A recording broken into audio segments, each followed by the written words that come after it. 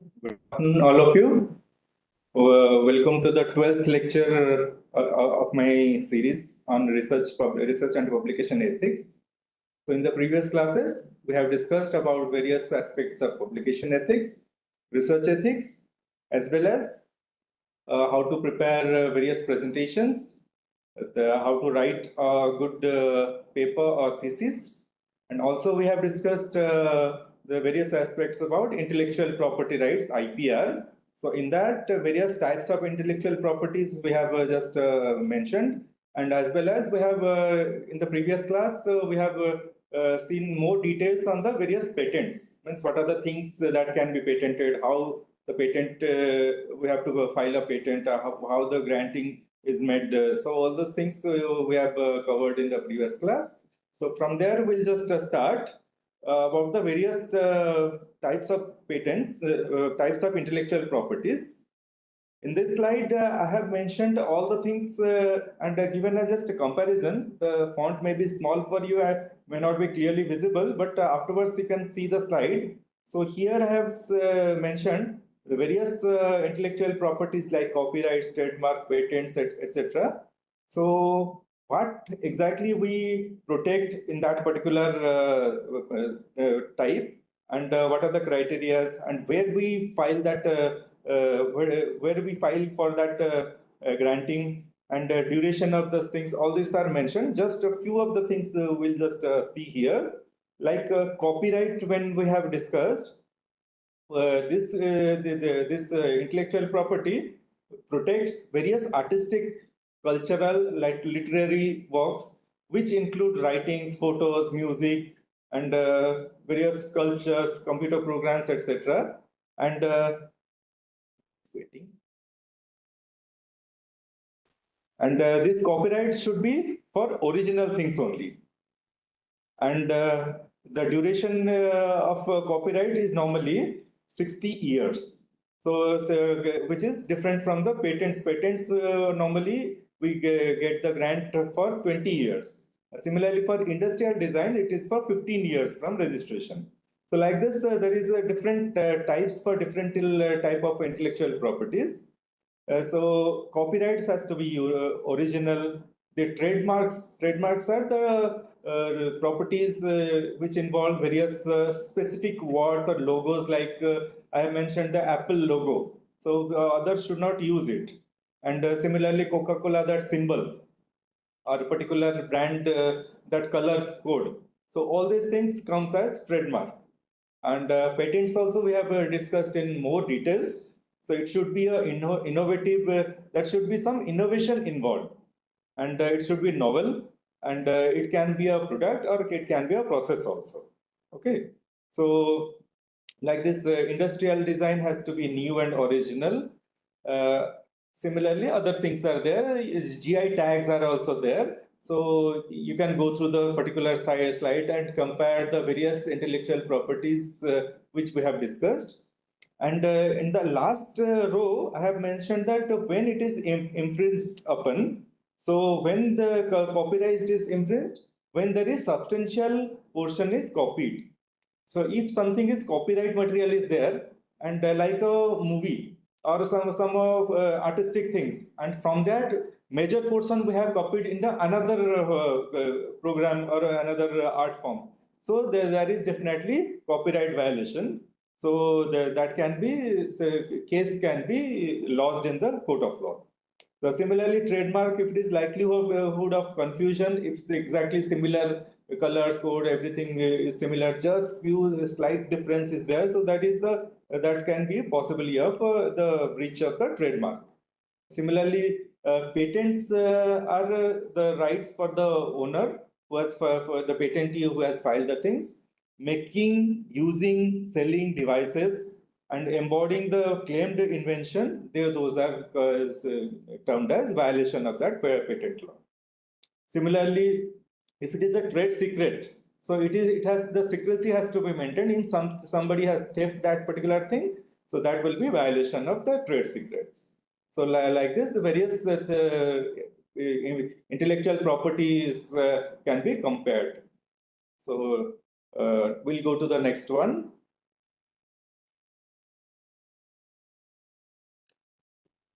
So I have mentioned that normally patent when we file, it is for a location. Like if you are filing for India, you have to file it for India only. For other countries, you have to file differently. But at the end, I have also mentioned that there is some cooperation by which we can apply to different countries together also. So that we have discussed today.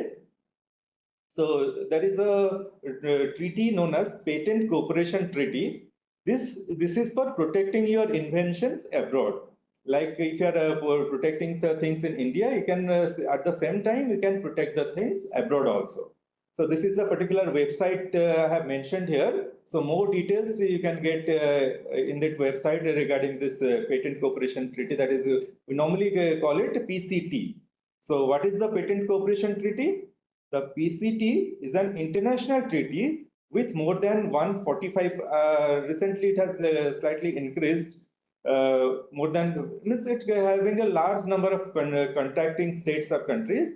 The PCT makes it possible to seek patent protection for an invention simultaneously in a large number of countries by filing a single international patent application instead of filing several separate national or regional patent application.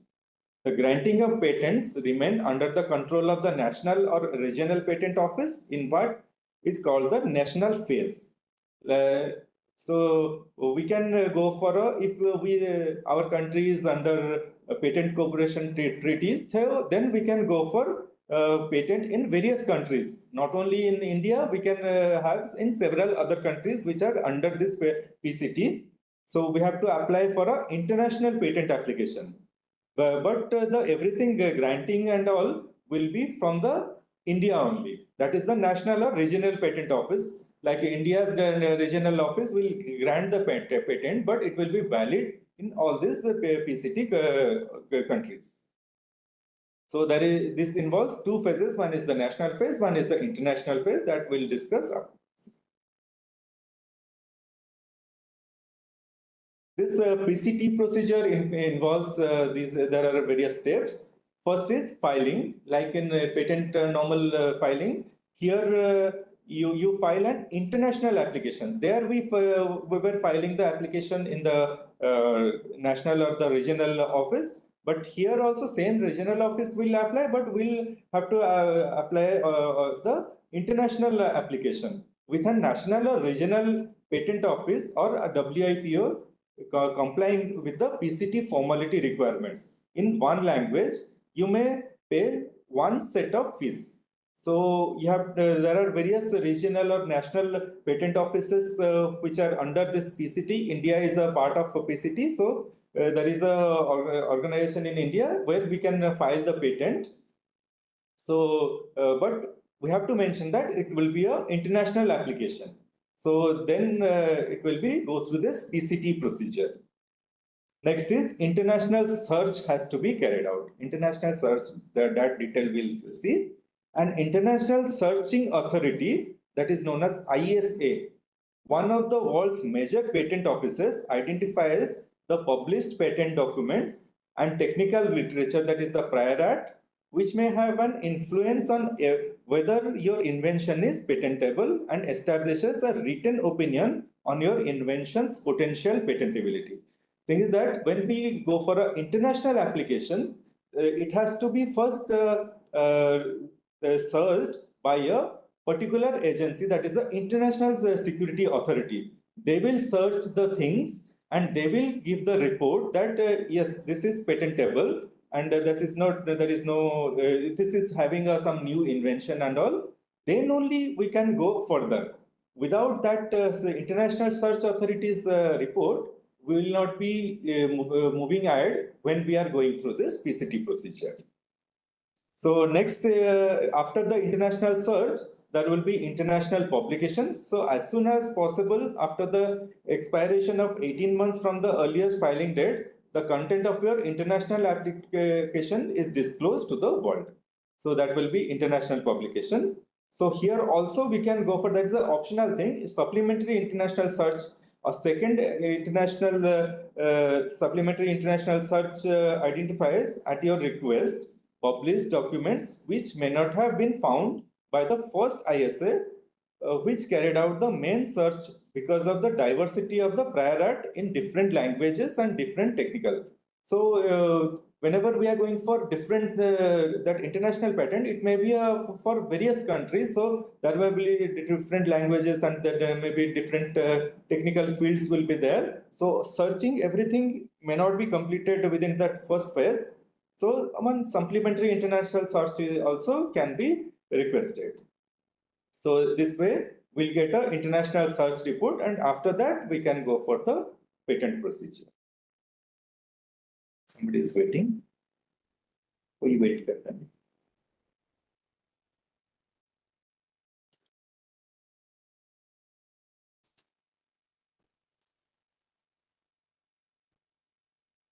So after that, the international preliminary examination will be carried out. This is optional. One of the ISA RTO request carries out an additional patentability analysis, usually an amended version of your application.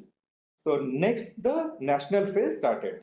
So in the national phase, after the end of the PCT procedure, usually at 30 months from the earliest filing date of your initial application from which you claim priority, you start to pursue the grant of your parents directly before the national or the regional patent office of the countries in which you want to obtain the patent.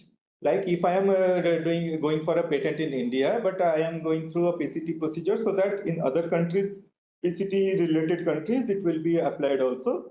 So first I'll go for the international phase. So international application I'll do, that search of result will get, and then after that we'll start the normal national phase. That is the filing the things and all the procedures what we have discussed yesterday. So this will be the normal procedure for filing an international patent.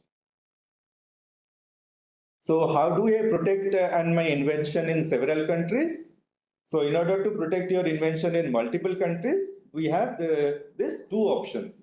One is the direct or traditional or Paris route, or the other one, the PCT route, what we have discussed right now. So in the direct route also, like I have told that if I am going for a direct route, so I have to apply for many countries. But in PCT through, it goes directly to various things. So that the little details we'll see. In the direct, that is also known as traditional route or the Paris route. Paris route because of the Paris Convention. You can directly file separate patent applications at the same time in all of the countries in which you would like to protect your invention. So if you want to file it in India as well as US or as well as Japan or France, so you can apply in those countries together. For some countries, regional patent may be available. Somebody is waiting. Or having filed a Paris Convention country, one of the member states of a Paris Convention country for the protection of industrial property. Paris Convention is for the protection of industrial property. So there are many countries which are involved in that. So we can go apply for that also. Then file separate patent applications in other Paris Convention countries within 12 months from the filing date of the first patent application, giving you the benefit in all those countries of claiming the filing date of the first application. Thing is that you can go for a Paris Convention countries directly. Otherwise, if the countries are not included in the Paris Convention, we have to apply the separate patent applications for those countries where we want to protect the particular work. So in this way, direct route is also available for protection or filing the patent. So other one is the PCT route, what we have just discussed. So you can file an application under the PCT directly or within the 12 months period provided by the Paris Convention from filing date of the first application, which is valid in all contracting states of the PCT. Therefore, it is little simpler, easier, and most cost effective for both, because if you are applying for each country, so their fees will be involved. So in the PCT route, all these PCT countries you can apply. So it becomes quite cost effective than both the direct and Paris route filing.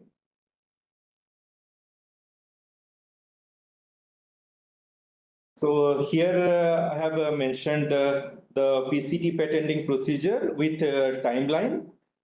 So first PCT I have just discussed right now. First PCT application we have to do, then the chapter 1, that is, so it's a little lengthy process as we can see. So for then ISR that report will be issued, that will be published, then the IPR established, and chapter 2, those optional things will be there. And after completion of this first phase, then we have to again continue with the national phase, what we have discussed yesterday. So this will have the international phase as well as the national phase. So this becomes little lengthy.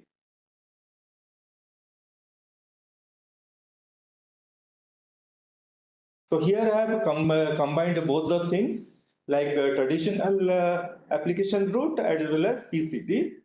So here we can see, so file the local application in the traditional, and within 12 months you have to file for various other countries. So this becomes little quicker. So but in the Paris Convention or also the traditional also similar to the Paris Convention, but in the PCT, in the beginning, you have to apply for the PCT route, and for first file the local convention, then file the PCT application within 12 months. Then the international search report and written opinion has to be served, and we'll get the international search report, and that will be international publication will be there. Then require for the supplementary international search if it is required. So file demand for international preliminary examination, that is optional. Then international preliminary report on the patentability also will be obtained. And after that, we'll go for the national phase, that is the normal route. So normal route is, yesterday we have discussed that normally 2.5 years normally in the fastest route, and in the normal route 3.5 to 6 years it takes. So in the PCT route, it added still quite long time. So the patent period becomes very long. But it has its own advantage. So either a person can go for a traditional route for international patent, that is the Paris Convention route also, or otherwise one can go for the PCT route. So both the routes are possible for filing the patent. So now we will see what is the role of DAI IPR cell. So we all belong to Department of Atomic Energy. So we have a IPR cell in DAI, so which regulates the various patenting procedure. So we will see what is the role of this DAI IPR cell for patenting from DAI employees. So if the DAI employees wants to file a patent, so they cannot directly go like if a university researcher is going for a patenting, so they can directly go for the patent filing. But as we are working in the Department of Atomic Energy, and we are regulated by some DAI laws, so we have to file the patent application through DAI IPR cell. So what is the function of DAI IPR cell? So DAI IPR cell, it is a nodal agency for intellectual properties originating from DAI units, its aided institutes. We have 10 aided institutes in DAI, like IPR, that Institute of Plasma Research, Gandhinagar, etc. So, and also sponsored research for filing patents within India as well as abroad. So the DAI IPR cell is the nodal agency, and these patents refer to DAI under subsection 1 of section 20. Section 20 we have just saw in the previous class, according to Atomic Energy Act 1962 by Indian Patent Office. So DAI related things or atomic energy related things are not are prohibited for a patent. So, but even if the things is not related to the atomic energy, but we have to file through DAI IPR cell only. So DAI IPR cell also provides guidance to Secretary DAI on intellectual property matters. So it also promotes awareness about IPR related activities in all DAI units. So whenever there is a activity related to intellectual property rights, this DAE IPR cell, it takes care, or it promotes the various awareness programs also. So what this DAE IPR cell protect? So this DAE IPR cell protects intellectual property created during the process of research and development in the units of DAE that do not relate to atomic energy program are protected in India. So if I'm working on a particular, I am working in DAE and I want to have a patent for my work, which is not exactly related to atomic energy things. And I have prepared a product which may be having some medicinal or something medicinal property or something industrial application. So that I feel like applying for our patent. So I have to first apply it through DAE IPR cell, and then DAE IPR cell will first scrutinize the thing, and then they take it forward for applying the patent. So all innovations that are related as well as not related to atomic energy program are protected outside India in countries that allow such patenting. So all these things comes under the IPR cell. So how to protect your intellectual property in DAE? So there are various steps which are followed. The sequence I have given here. First is the inventor files an application to DAE IPR cell through unit head in the prescribed format. There is a proper format is available in DAE IPR cell site. We can have that format, and we have to first we have to send that particular application through the unit head. Then only they will accept the particular application. Then the DAE IPR cell scrutinizes the application. The inventor makes a presentation of the invention to DAE IPR cell, which is peer reviewed by experts from DAE units for patent applications only.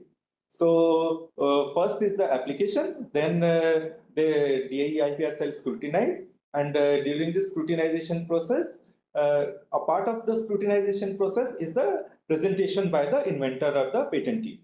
So they have to make a presentation, and during that presentations, experts from various units of DAE are present, and the committee members of the DAE IPR cell are also present, and they scrutinize properly, and they see what are the implications of that particular product or process which are going to be patented.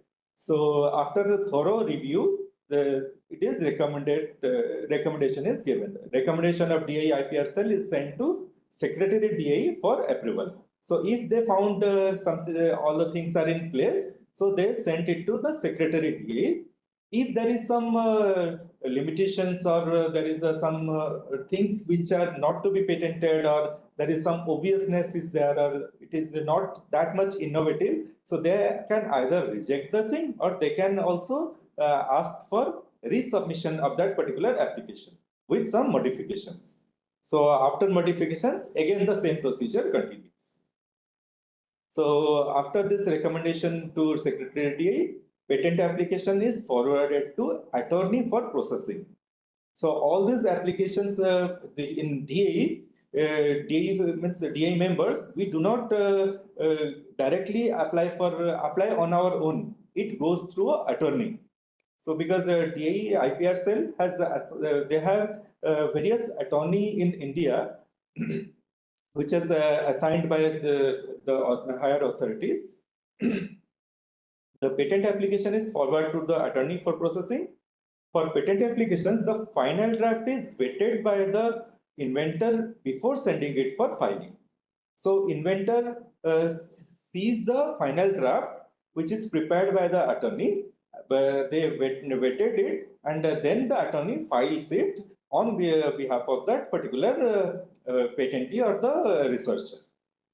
Application is filed by on behalf of the DAE or the institute, Then prosecution of the application happens, and if things are then the normal process continues, and if the everything is in place, then the patent is granted.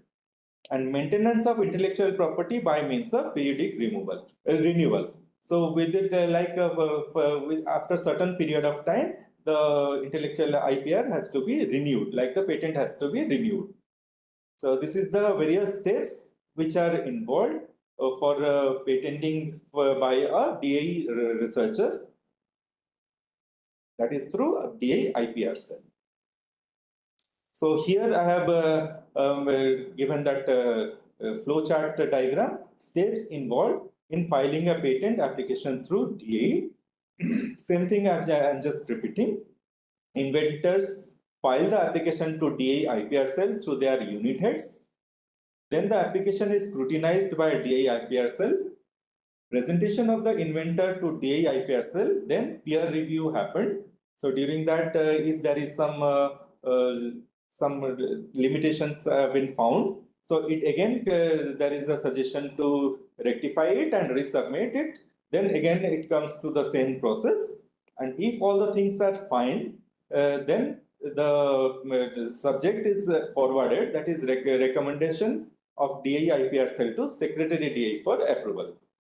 And after that, the patent application is forwarded to the patent attorney, which are assigned by the authorities.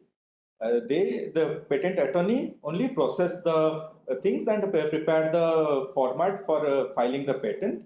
And the patent filed by the patent attorney on behalf of DA or institute. But before that, they take the consent of the applicant or the patentee. Applicant becomes deemed to be owner of patent from the date of filing. Then the prosecution of the patent application happens, and then if things are in place, then the patent is granted. And after the granting of the patent also, it has to be maintained. So periodic maintenance, that fees has to be paid. So this life of the patent is normally 20 years from the first date of filing, that is the priority date. So this is the normal process by which a patent can be filed by a DAE member, or it's the added institute members. So this is the first half of my lecture. So I'll just take 2 minutes break, then we'll continue from the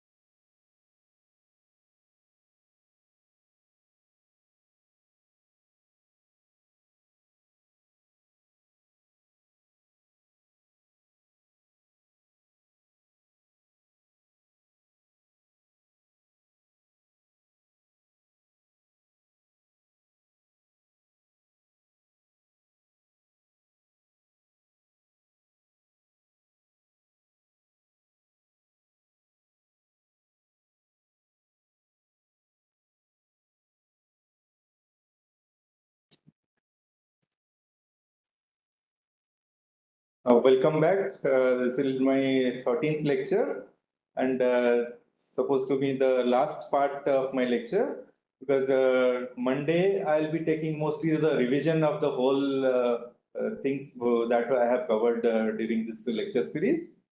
So the few parts I have not covered during the previous 12 classes. So that portions I'll be covering in this. So this publications ethics for research, research ethics, those things, and this intellectual property rights. Those things we have discussed in the previous classes. So now we will see the various indexing databases, citation databases, etc. So we all are researchers, and you are doing your PhD under HBNI. So we are whenever we are doing a research, I told that we have to publish our things in various journals and also in various conferences and all. So that the real our work will be into the it will go into the public, and also the peer persons working in that field will with them we can discuss our particular research work. So we always try to complete the work and publish in various journals or present in various conferences. So ultimate is aim to publish in various journals. So whenever we are publishing in journals, so we sometimes see that there are many journals are available in the particular field. So how to choose that particular journal where we want to publish our work. So various databases are available. So by which by seeing them we can have some guidelines. It is not mandatory that exactly whatever we see will see that will be ultimate things. So it is not like that, but definitely it will have some guidelines.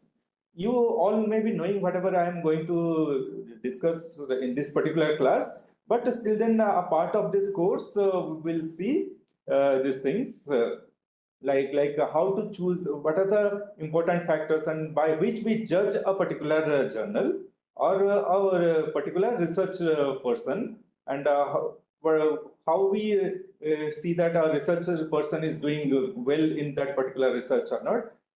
I know there are some limitations, but still it has some scale by which we see that a particular research journal is having a good impact or the particular researcher is having a good impact on the various whatever work he or she carried out. So first here we'll discuss about the indexing databases and citation databases. So what are these?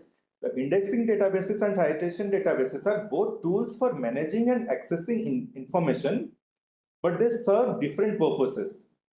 So these are similar in nature, but they are little different from each other. These indexing databases optimize data retrieval with specific database, while citation databases normally track and analyze scholarly citations to assess the impact and influence of our research.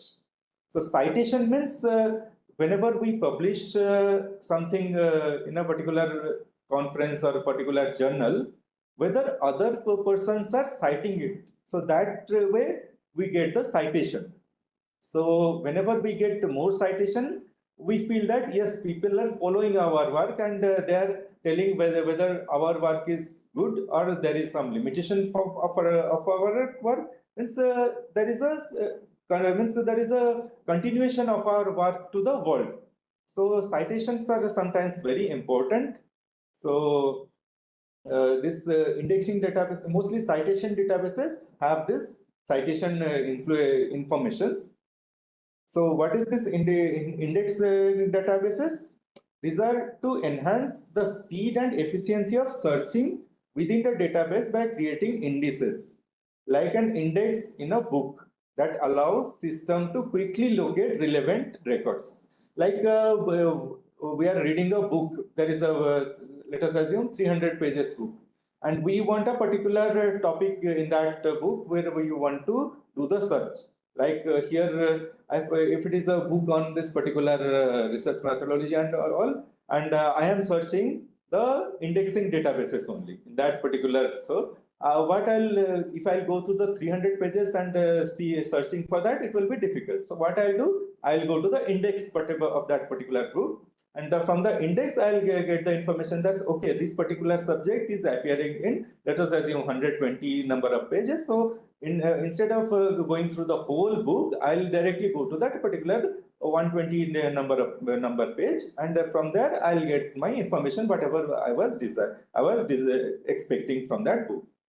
So as here I have given an example that a library catalog, that is also an indexing database. So if the library has a lot of information, either in the form of books or journals or maybe some electronic media, so there will be library database. In BIRC, we have a very robust library catalog is available.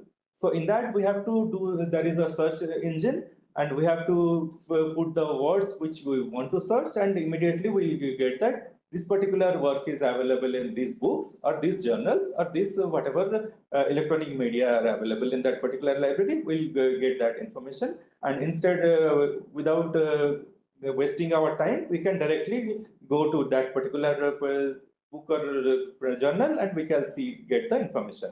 Similarly, in online also, we'll get, there are catalogs are available. Somebody wants to enter. Somebody wants to enter. So, like library catalog in internet also, the various online catalogs or databases are available, by which we can put the search engine and we can get the information of whatever information we wanted from that. So instead of searching every book on the shelf, you can use the CAT catalog or the online catalog, which is indexed by the author, title, subject to quickly find the book you needed. So say like this, indexing databases are available. So in that we can search either through the name of the author or by the title of that particular work which we wanted to search, or by the subject on which we want the information. Because whenever we carried out any type of research, we find out first we do the literature survey, that what are the works has been carried out in that particular work, and what are the gap areas. So definitely we have to go through various literature, and these indexing databases are very useful in that particular manner. So nowadays everything is available. Not everything. Most of the things are available in internet. So we just search the things and we get the information. But in our time, I remember that abstract index we used to search, and we used to first because internet was not there when we joined BIRC or DI. So that time, what we used to do, we used to go to the library, and there are some abstract indexed booklets were there. So abstract index we used to search. First, we used to search that in that abstract index catalog. That one catalog we used to be there. Where some keywords are there, and from the keywords search, we used to get the information about the abstract databases volume, where the more details like abstract of that particular work can be obtained. So from there, we used to go to the abstract index database, abstract index particular volume, and from there we used to get the abstract of that particular work. And if the abstract is suitable, then we used to refer that particular journal, because by going through the particular abstract, we can have fair in knowledge that okay, this work is suitable for my whatever I am searching for or not. So like that, we used to search. It's a manual type of search. So, but now it is not there. So and now various search engines are like Google Scholar. We search and immediately we get information about various things. So like in simply Google also we search various work related things. So indexing databases are quite important for various research purposes. Next is the citation database. These are mostly to collect and analyze the scholarly publications, often by indexing references. That is the citation between them. So citation database, as I told that various citation, when somebody is citing our work, so we get the citation, and these citations are included in various citation database.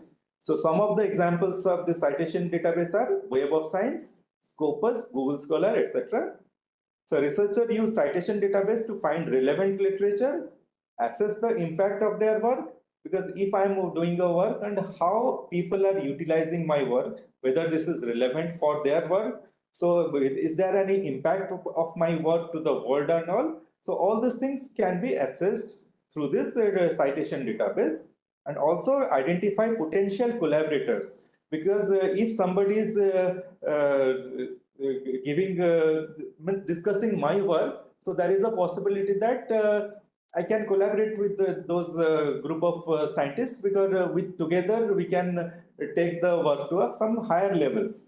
So we can identify the potential collaborators from these search engines also, citation databases, and also track the evolution of research in that particular field.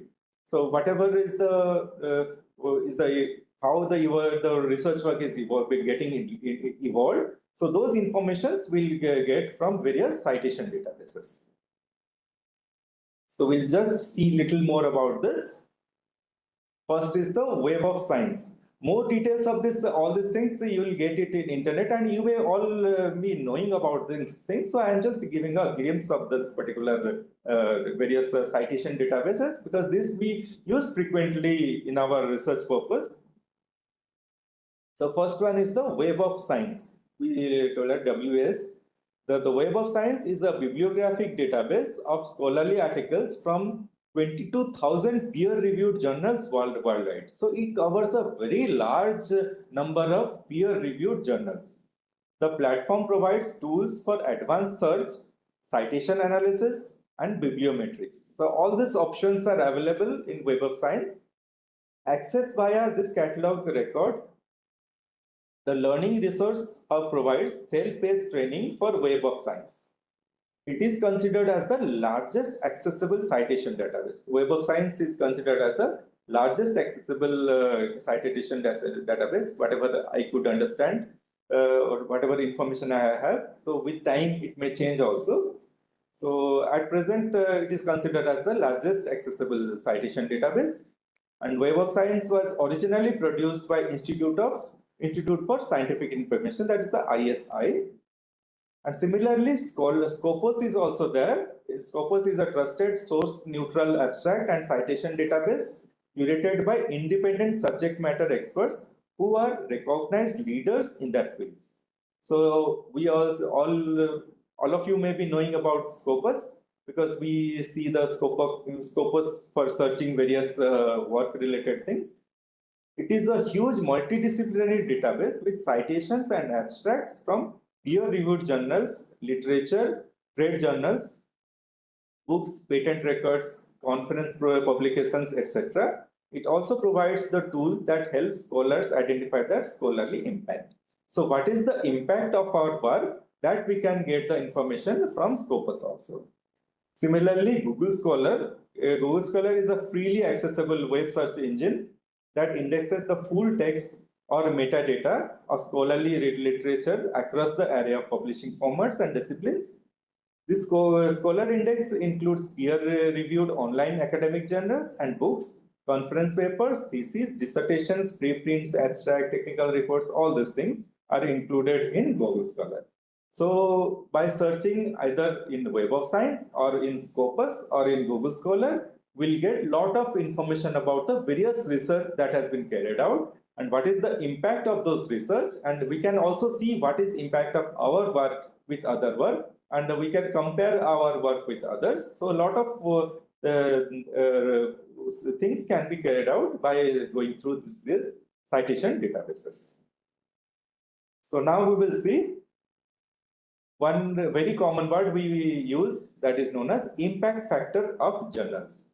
So in the beginning, I told that whenever we carry out some work, we want to publish in some international journals or national journals.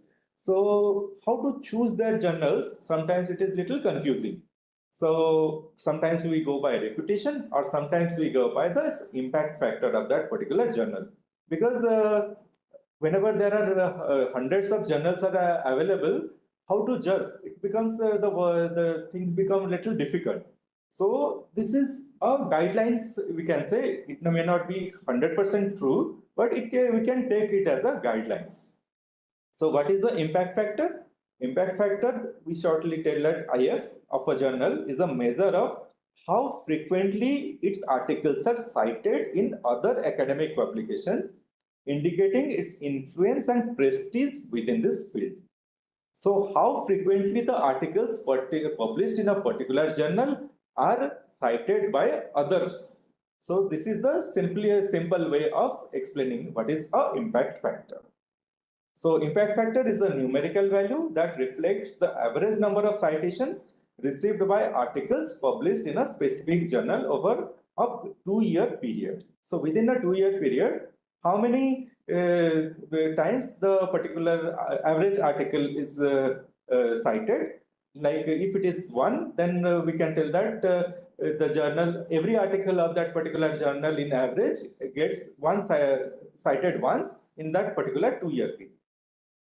So impact factor is a scientometric index calculated by Peery-Waite's Web of Science. So I have told in the beginning, there are 3 things: Web of Science, Scopus and all. So this impact factor is calculated by Web of Science. So journal impact factor is from Journal Citation Report. So there is a JCR report, a product of ISI, that is the Institute of Scientific Information. They give this journal impact factors. So impact factor will be a quotient factor only and will not be a quality factor. Like this is generally means this is on average how the articles in that particular journal is getting published. So it may happen that one article may not have any citation and one article may have 20-30 citations. So on an average, we'll get this particular number. So exactly we cannot tell that this will be a quality factor. So that particular work may have that quality or may not have that quality. Exactly we cannot assess that, but definitely we can find, we can have a guidelines for that. So impact factor will not be related to quality of content or quality of peer review. It is only a measure of the frequency with which the average article of the journal has been cited in a particular time period. Because here also we take only 2-year period. So in that particular time period, how frequently it is getting cited. That is the measure by which we give the impact factor of journals. So, but then why we should go for this impact factor? The impact factor indicates the standing of the journal in the world. So normally, if it is the impact factor is very high, we can tell that the journal is quite prestigious in that particular field. And what the reader gets benefit? Which journal I should read? So that little information we'll get from this impact factor. Like reader, if I am feeling that this particular journal is having a good impact factor or decent impact factor, so I can read that journal and we can utilize for our work. But it is not always true. Like nuclear science, the community is quite small. So even if the impact factors are 1 or 1.5, sometimes the journals are quite good. So we have to see what is the community and what is the, on that basis, sometimes we can judge the journal also. But in general, if the impact factor is good, we can say that yes, the journal must be having a good articles, which we should read. The next is it will be also beneficial to the authors, and the authors which journal I should send my research work for publications. This information we can get little from the impact factor of various journals. So then how impact factor is calculated? So in any given year, the 2-year journal impact factor is calculated by dividing the number of citations received in that year for publications in that journal that were published in the 2 preceding years by total number of citable items published in that journal during the 2 preceding years. So the journals with higher impact factors are generally considered more important and influential. So in mathematically, I have given in impact factor for the year Y, we can tell that in that particular year Y, how much citations that particular journal has received divided by total number of publications in that particular journal in the previous year, that is Y minus 1 year, or plus the Y minus 2 year, the total number of publications. Means previous 2 year the period, what are the number of publications that will be in the denominator, and the numerator, the citations for those publications in the year Y. One example I have given here, it will be more clearer. And this information I have taken from the internet also. So you can get it if you want. All the calculations are also there. One example here I have mentioned, Nature had an impact factor of 41.577 in 2017. So in 2017, the impact factor was this. How it is calculated? Impact factor 2017, the total number of citations in 2017 for those publications in 2016 and 17, the number is 74,090, and the total number of publications in that Nature journal was 880 in 2016, and in 2015, that are the two previous years, 880 and 902. So by dividing this, we'll get in the number 41.577. So impact factors are normally given up to 3 decimals, but sometimes we round it up to 1 decimal also. So here I have given the 3 decimal. In the next table, I have just given the 1 decimal, because in some sites they give it in 1 decimal, but normally impact factors are given in 3 decimal places also. So from these calculations, this means on an average, the Nature's papers published in 2015 and 2016 received roughly 42 citations each in 2017. So in 2017, each of the paper in 2015 and 16 are roughly cited 42 times. So 2017 impact factor are reported in 2018, because after completion of the 2017 only, they published the impact factor. They cannot be calculated until all the 2017 publications have been processed by the indexing agency. So there is an indexing agency which calculate that particular impact factor. So what it signifies? A higher impact factor suggests that the journal's articles are frequently cited by other researchers, indicating its significance and influence in that particular field. So if others are following it, it signifies that your work is well accepted, or they're having some impact on the world. How to find it? You can find the journal's impact factor in the journal citation report. JCR database is there. And also in every journals, on the top they normally mentions this impact factor. This JCR is a part of Web of Science. What is considered a good impact factor? In general, I will tell, not a guidelines. There is no single answer to this, as it varies by field. Like I told that for nuclear science, normally the community is small sometimes.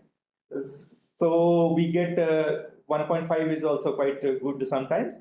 So generally an impact factor of 10 or higher is considered very high. So while an impact factor of 3 is often seen as good impact factor.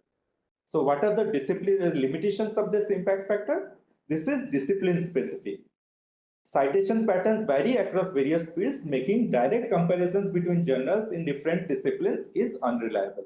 Like certain fields, like the nuclear science is a lesser community. Like if I am going for a cancer research, it is a widely readable topic. So that in that area, the journals will have definitely very high impact factors.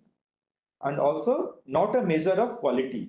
I told that in a particular journal, one article may not have any citation, other article may have more citation. So because it is taking the total number of citations, it exactly not imply the quality. Impact factor only reflects the citations frequency, not the actual quality of the research which is published. Not all journals have an impact factor. It can only be calculated for journals included in that particular Web of Science database. It covers a large number of journals, but certain journals may not be included in that Web of Science. So that is a discrimination will be there. So new journals which are indexed from their first published issue will receive an impact factor after 2 years of indexing. In this case, the citations in year prior to volume 1 and the number of articles published year prior to volume 1 are known as zero values. So like this, new journals can have this particular impact factor. So I've just written down the things what are important. You can go through sometimes if you feel like. The value of impact factor depends on how to define the citations and publications. The latter are often referred to as citable items. Okay. So in current practice, both citations and publications are defined exclusively by ISI as follows. Publications are items that are classified as article, review, or proceedings, etc. in the Web of Science database. Other items like editorials, corrections, notes, retractions, discussions are excluded.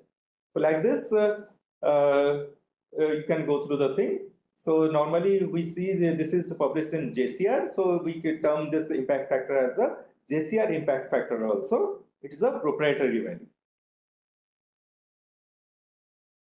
So here I have told that journals in fundamental life sciences like biochemistry, cancer research, cell biology and neurological sciences on an average have very high impact factors than do journals dealing with earth or chemical science or physical science in general, which in turn have higher impact factors. So the particular biochemistry or cancer research type of journals have quite high because there the community is wide and a large number of people cite those things.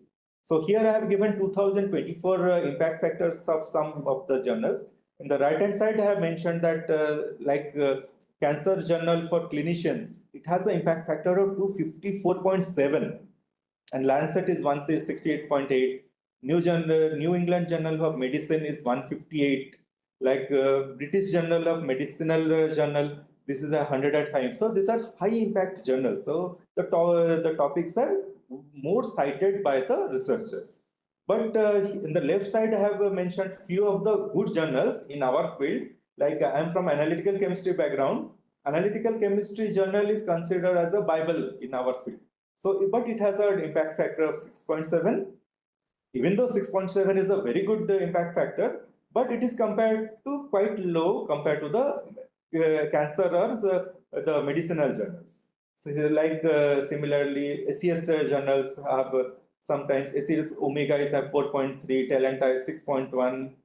Journal of Nuclear Medicine, which is very good journal, it is having an impact factor of 9.3. Physical Review, the B, that is having an impact factor of 3.7. Journal of Materials Chemistry, A, 9.8, like this. Chemical reviews, review type of things are much more cited because when a review contains various topics, so people normally go for citing the review type of articles. So this chemical reviews has a quite good impact factor like 55.8. So these are just guidelines. So we can go for little lower impact factor if the journal is very reputed.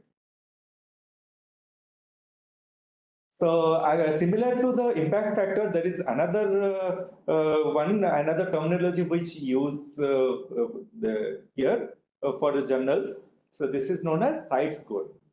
CITE score of an academic journal is a measure of reflecting the yearly average number of citations to the recent articles published in that particular journal. It is produced by Elsevier based on the citation recorded in Scopus database. So first one is that Web of Science database, and the CITE score are related to the Scopus database. Absolute rankings and percentile rankings are also reported for each journal in a given subject area in the CITE score. This journal evaluation metric is launched in 2016, and this is an alternative to the journal citation report JCR impact factor. So sometimes people give the impact factor or JCR impact factor, they tell. And CITE score also is a similar way of getting the impact of particular journal. CITE score is based on the citations collected for articles published in the preceding 4 years. In the impact factor, we were considering 2 years citations, But in site score, we give the 4 years contribution instead of 2 or 5 in the JCRI. 5 is not correct, instead of 2. So site score was designated to compete with the 2-year JCR impact factor, which is currently the most widely used journal. So normally we go for JCR impact factor or the simple impact factor, but site score is also similar way of, because it takes care of the little more period of time. So how it is calculated? So here I have given the equation. In any given year, the site score of a journal is the number of citations received in that year and in previous 3 years. So it takes care in that particular year as well as previous year, and previous year. So 4 years citations it takes into account.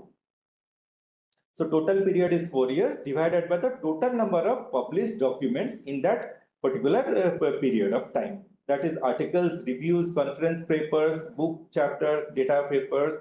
All these are considered for calculating the site scores in the journal during that same 4 years period. So mathematically I have given site score for a period of Y is given as citations in that year Y plus previous year, and previous year, all those publications considered in that 4-year period, and divided by the whole publications in these 4 years.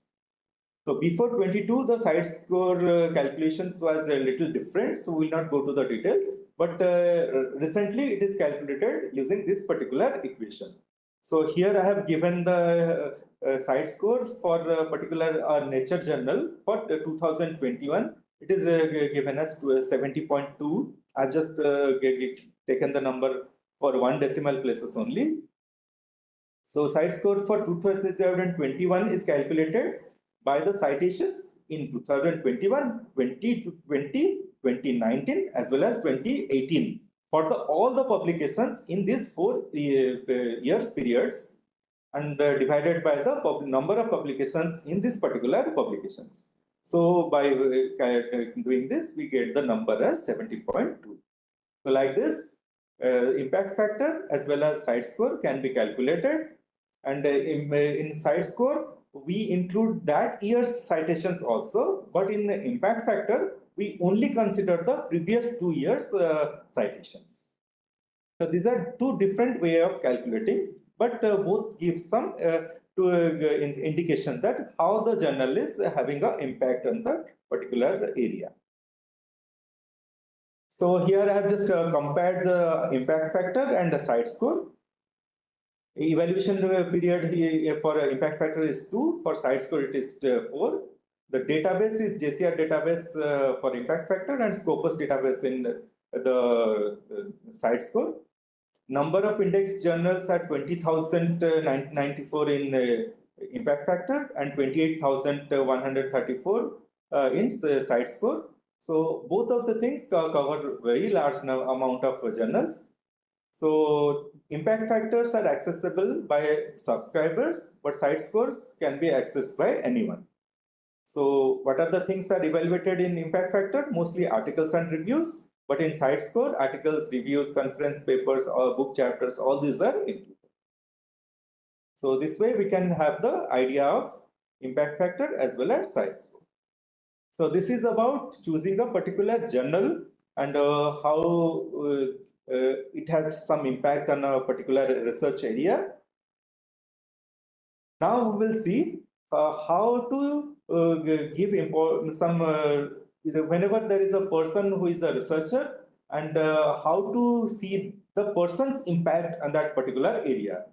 That is normally given by various indices. So first one is the H index, that is the Hirsch index we say. So this H index is a matrix used to assess impact and productivity of a researcher or research group of researchers. Normally it's for a particular researcher. It qualifies how many publications a researcher has that have been cited at least that many times. So we'll see the details.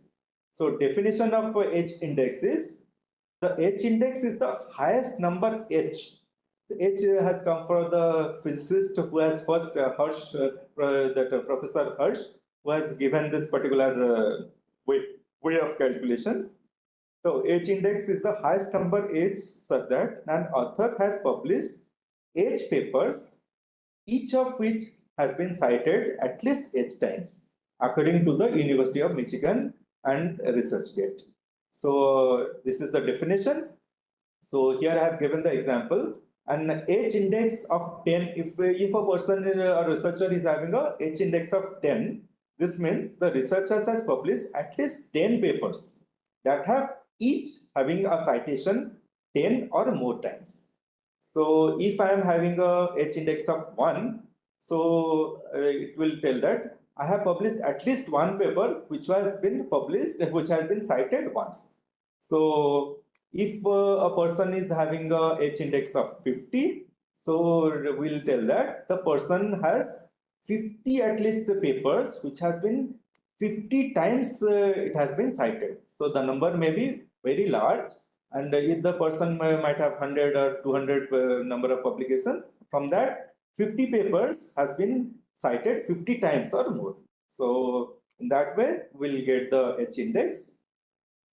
So example of H index I have here given. If an author has 5 publications with some impact citations numbers as 9, 7, 6, 2, and 1 citations, the person is having 5 publications, and the citations of the first publications is 9, second publications has been cited 7 times, like the last publication is cited once only. So ordered from the greatest to the little list I have mentioned, then the author has H index of 3 here, because the author has 3 publications with 3 or more citations. However, the author does not have 4 publications with 4 or more citations. So you can see the person is having 5 publications, and from that, one is 1 and the other one is 2. And all the other 3 are having 3 more, means that citations is more than 3. So here we can tell that the author has H index of 3, because the author is not having 4 publications which is having more than 4 impact factor, for more than 4 citations, because the fourth publication is having a citation of 2 only. So that way we can judge that how much is the H index of that particular researcher. An author with only 1 publication can have maximum H index of 1. If the publication has 1 or more citations, even 50 citations, if I am having only 1 publication, so even though the number of citations are 50 or 100, I'll get the maximum H index as 1, because 1 publication is having only one more than 1 citation. So my H index will be 1. So H index will tell that how many publications we have and how frequently it is getting cited. On the other hand, an author with many publications with only 1 citation each would also have an H index of 1. So if I am having, let us assume 50 publications, but all the publications are having 1 citations only. So then in that case also we'll tell that my H index will be 1. So like this, we can see how much is the H index. So what is the purpose of H index? It aims to capture both the quantity and the impact of researcher works. So quantity means how many publications we have, and how many persons, how many papers of that particular person has been cited. So it considers the number of publications along with the number of citations each publication receives. The H index serves as an alternative to more traditional journal impact factor matrices in the evaluation of impact of the work of a particular researcher. Like impact factor we normally use for judging the journal. It's not guidelines, but normally we say that if it is a good impact factor journal, then must be nice articles are getting published, and we normally try to publish our work in better impact factor journals. So similarly, if the H index is higher, we can say that the person is having a good publication, because only the most highly cited articles contribute to the H index, its determination is a simpler process. So we can easily determine the H index for a particular person. A higher H index generally indicates a greater impact and productivity. However, the good H index varies by field and career stage. So if the career is having a large span, so during that career, larger amount of citations may come. So if the person is having a short career, then the H index may be low. So also similarly, the field of work. So like I have seen shown that in cancer research, it is very highly cited field. So in that, getting good H index is easier compared to the other fields where the citations are little lesser. The H index grows as citations accumulate, and thus it depends upon the academic edge of a particular research. So if a person is having a wide span of career, so in that career, many of their publications will be cited number of times. So the number of times it is cited, then the H index is probably will go on increasing. The H index can be manually determined by using a citation database or using an automatic tool. The various tools are available. Subscription-based databases such as Scopus and Web of Science provide automated calculated. So here H index are calculated for various researchers. One of the limitation of H index is it does not account for the number of authors of the paper and author placement in the authors list.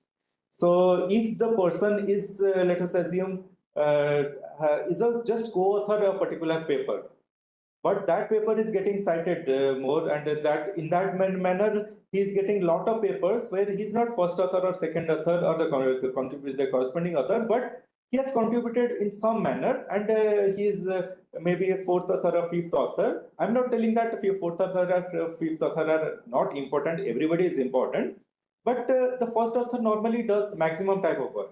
But H index doesn't consider those things. So the placement of the authors in that particular authors list are also not included in that H index, and also the number of authors in that particular work is not included. If the particular work may be having a maybe sometimes 15, 20 authors, so all will get that particular credit. So this is the particular limitation of H index.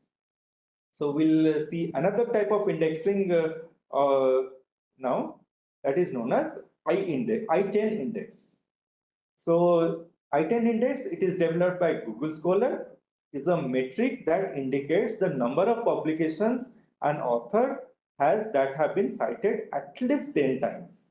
So this particular index, that is the I10 index, says that how many number of publications an author has which are having citations more than 10. So there it was taking the number of times and the number of publications, but here it tells that how many publications of mine or the particular researcher has more than 10 number of citations. It is specifically used within the Google Scholar to help gauge the productivity and impact of the particular researcher. So how it is calculated is a simple count of publications that meets the 10 citation threshold. So even if it is 50 citations or 80 citation or 100 citation, it doesn't discriminate. It takes as a same number only. So if it is more than 10, it is included in that I10 index.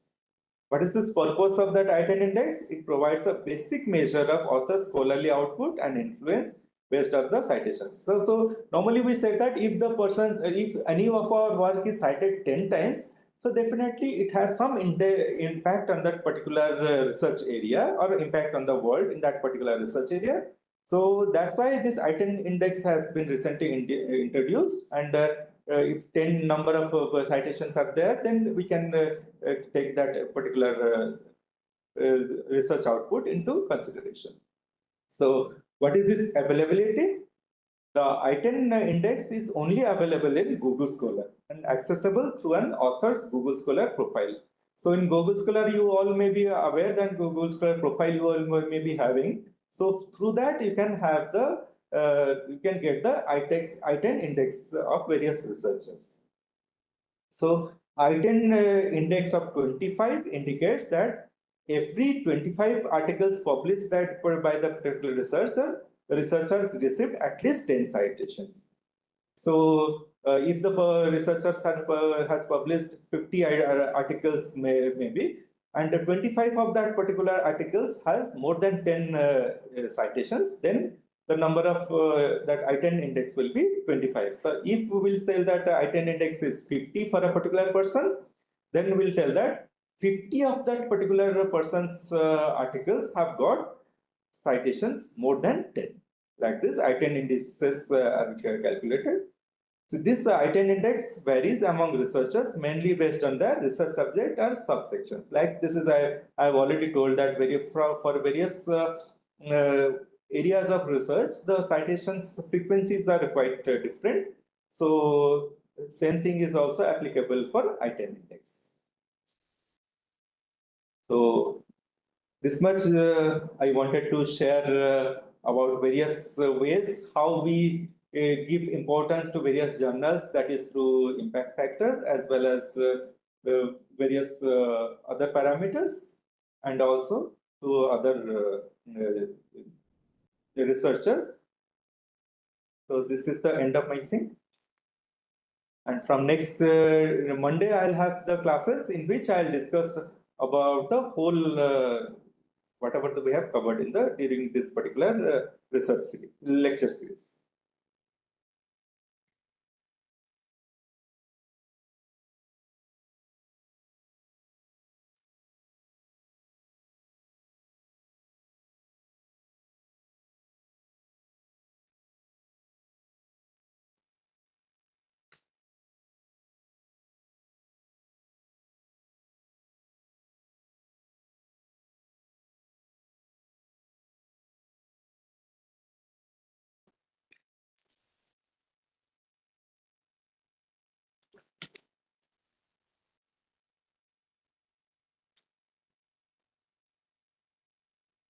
Okay, thank you all of you.